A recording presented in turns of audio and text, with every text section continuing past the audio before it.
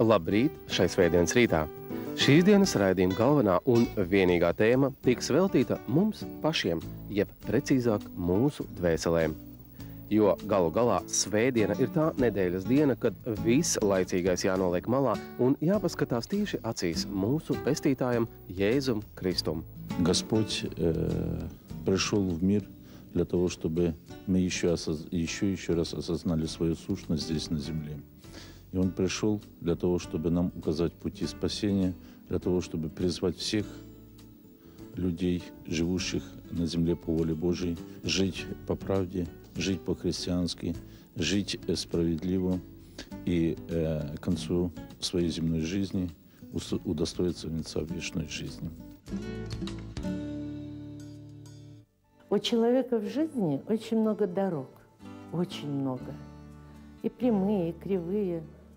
И мы ходим, бегаем по этим дорогам. И самый главный есть один вопрос. Зачем нужна дорога, которая не ведет в храм?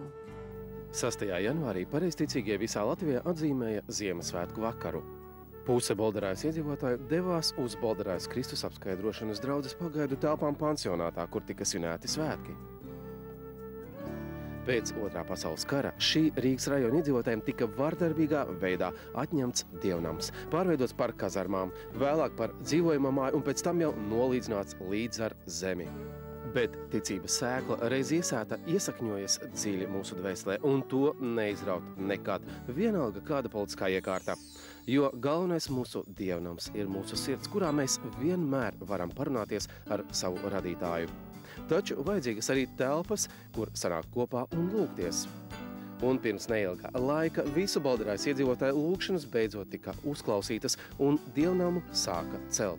Когда началось строительство, все люди, в общем-то, где-то в душе возрадовались этому событию, поскольку строительство храма – это чудо Божие. Да? Вот иногда люди задаются таким вопросом, что вот где они, эти чудеса, о которых много говорят, да? А вот это как раз и есть чудо Божие, ведь храмы строят не люди, но Бог, да, только нашими руками.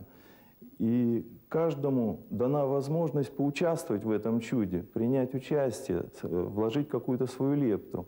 Вот кто-то, может быть, малую какую-то жертву принесет, кто-то побольше взнос какой-то сделает, кто-то, может быть, какие-то фирмы помогут каким-то иным способом или даже освещением в прессе, да, такую вот информационную поддержку окажут, да. Кто-то просто горячо помолится о том, чтобы строительство не прекращалось, как-то посодействовать этому. Вот. Люди таким образом вносят свой вклад. И вот это как раз то сокровище, которое будет накапливаться на небесах, о котором Господь сказал, что и вор его не украдет, и моль не попортит. И вот всем нам оказана такая милость Божия поучаствовать в этом строительстве. Dievnama celtniecībā piedalījās daudz cilvēku, un to varēja darīt visādos veidos. Savu artavu deva gan laikrakstiem kā Latvija un tā lasītāji, gan arī visi tie, kas ziedoja dievnama ķieģeļiem. Tā teikt, katrs varēja palikt dievnamā un tā vēsturē. Šo dievnamu cēla ne tikai celtnieki, bet arī Bolderājas iedzīvotāji. Строительство подошло к крыше. Также осуществляется строительство инженерных сетей. И мы надеемся, что в этом году, по милости Божией, мы, может быть, закончим строительство. Если Господь даст такую милость, то мы закончим строительство. Dievnams tika projektēts, ievērojot visus pareizticīgo baznīcas celtniecības kanonus. Projekta izstrādē piedalījās Latvijā pazīstamais arhitekts Viktors Rimša. Viņš, starp citu, ir autors arī projektiem Rūpnīcai Dzintars, Rīgas modes un arī daudziem citiem. Kopējais projekta autoru skaits ir 15 cilvēki. Сначала очень долгое время шло проектирование, согласование, несколько вариантов этого храма разрабатывали. Потом батюшка благословил один из вариантов, согласовали, и вот даже когда уже согласовали, все, никак не было средств начать строить. Потом вот община выбрала нас председательствовать попечительским советом. И вот мы начали сначала фундаменты, сваи, нулевой цикл сдали. Руководство мое верующие довольно как мой директор говорит, что возможность строить церковь дается один раз в жизни, что мы построим, это будет уже и детям, и внукам, и на много поколений. Tā nu ir sanācis, ka 20. gadsimta vidus ir sagādājis daudz darba nākamām paaudzēm. Bet uz padomi varas nodarīto postu cilvēcei var raudzīties arī kā uz pārbaudījumu, kas mums ir uzlikts. Я думаю, что все латвийское общество и весь верующий народ видит, какую миссию выполняет наш высокопреосвященнейший митрополит Александр Рижский и всей Латвии. Потому что за время его пребывания на латвийской кафедре 20-летней было открыто много храмов, те, которые уже были в запустении, но и много храмов, отстроенных вновь и вновь. И один из них это в районе Болдырая, это храм новомучеников и исповедников российских.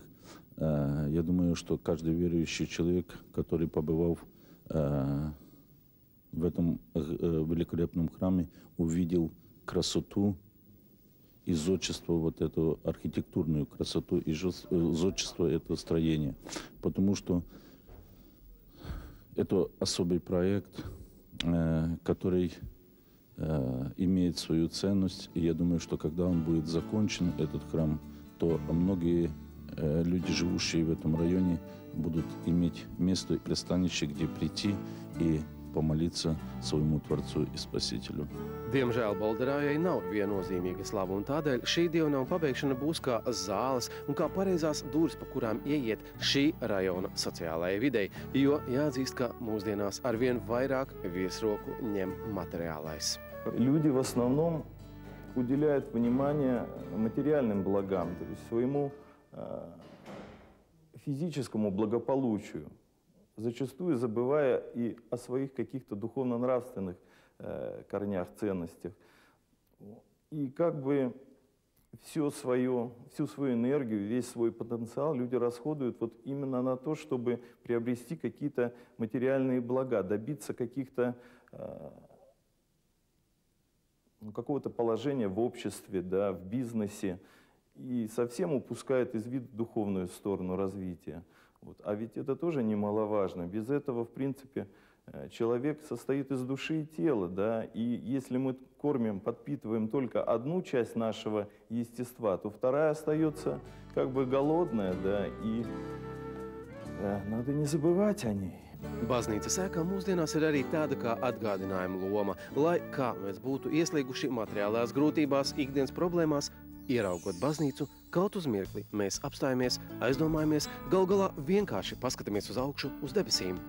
Jo, vērojot mūsu sabiedrību mūsdienā, varētu teikt, ka mēs esam pamatīgi apmaldējušies. Народ ждет слова. Не многословие, не много слов, а одно слово. В тяжелые времена для народов, для многих народов находились лидеры, которые могли сказать это слово. Народ верил. У нас много импульсов, много сигналов со всего мира. И у нас голова кругом идем. Голова, мы не можем себя осознать. Но для этого нужны лидеры духовные или политические, но который может сказать это одно слово. У Балтии был в Советском Союзе такой теплый образ. Все хотели в эту Балтию попасть и летом, и вообще. И в том числе у балтийских народов был здравый смысл. Они были менее идеологизированы, более прагматичны, даже в советские времена. А сейчас, к сожалению, вот этот здравый смысл пропадает у людей. Настолько много всяких разноречивых, противоречащих друг другу сигналов идет со всего мира, что мы теряем точку опоры, мы не понимаем, как нам жить. И уезжать плохо, и не уезжать невозможно. И все молчат. И говорят о своем, о больном, о текущем. Но мы должны, в конце концов, найти точку опоры. Мы должны, в конце концов, выработать простые истины, которые нельзя ни в коем случае нарушать. Мы должны больше слушать себя и слушать своих. Надо все-таки прислушиваться к людям, которые чего-то добились и что-то могут. Только в своем Отечестве можно найти человека, который может что-то сказать народу. В последнее время люди начали отвыкать от традиций, от ценностей, которые уже испокон веков зародились. Походы по церквям, по воскресеньям, по костелам, службы, праздники. То есть молодого поколения это не так важно, не так актуально. Там, крещение, венчание. Люди женятся, но не венчаются. То есть так это, мне кажется, на второй план отходит. Людям важнее бизнес, все такое. Bet šeit jau nav runa tikai par to, kā mēs paši varētu kļūt labāki.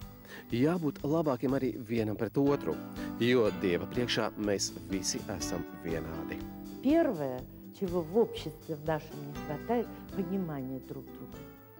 Понимание. Именно понимать надо друг друга, уметь разговаривать друг с другом. Если ты молчишь, у тебя свои мысли коварные, другой молчит, тогда получается плохо. А все можно разрешить. Разрешить объяснением друг с другом. Говорить и понимать друг друга, и прощать. Вот прощать тяжело. Я на себе это испытала, обязательно ввяжусь доказывать что-то. И обижу человека. Ну, найди возможность простить потом, попросить прощения. Когда тебя прощают, так легко на душе. Еще эти духовные ценности, они, конечно, идут изначально от 10 заповедей христианских. Там все. Вот говорят, как мне, батюшка, веровать? Живи по заповедям. Попробуй. Живи по заповедям. Это самое малое. Вот там все написано. Un patiesībā tas ir viegli, jo mēs taču esam pieraduši dzīvot pēc likumiem. Vienkārši tagad par prioritāti jāizvirza Dieva baušļi, jo pēc tiem ir dzīvojusi visa cilvēce, un tad arī grūtības vairs nav tik lielas. Мы сегодня многое в обществе говорим о каком-то кризисе. Кризис – это тоже испытание, это наказание Божие за наши какие-то неправильные действия, за нашу неправедную жизнь, за то, что мы что-то в этом мире делаем не так. И я думаю, Господь посылает каждому человеку такое испытание, которое он в достоинстве под силу понести. Я думаю, что каждый человек, осознавая свою миссию, свое предназначение здесь на земле, должен знать, что жизнь легкой не бывает. Бывают трудности, бывает, что в семью приходит какая-то беда, какие-то испытания, и мы должны уповать на милость Божию, и Господь не оставит нас своей благодатью и укрепит нас на всех наших жизненных путях. Dieva acīs mēs visi esam kā bērni, kas vairāk vai mazāk ir kaut kur apmaldījušies.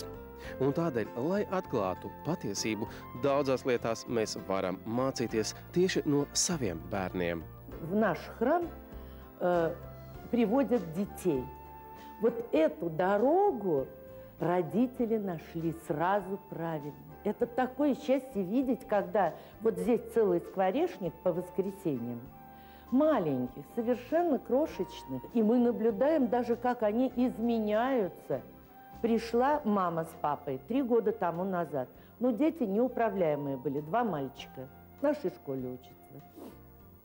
Стали они, родители, правильно водить их в церковь и учить. Учить послушанию. Не будет послушания, не будет ни веры, ни порядка не будет. Нигде, ни в душе, ни в обществе. Так вы знаете, один из этих мальчиков сейчас служит здесь, в храме. Ну, совершенно изменился ребенок. Абсолютно. Брат, глядя на него, младший, стал совершенно другим.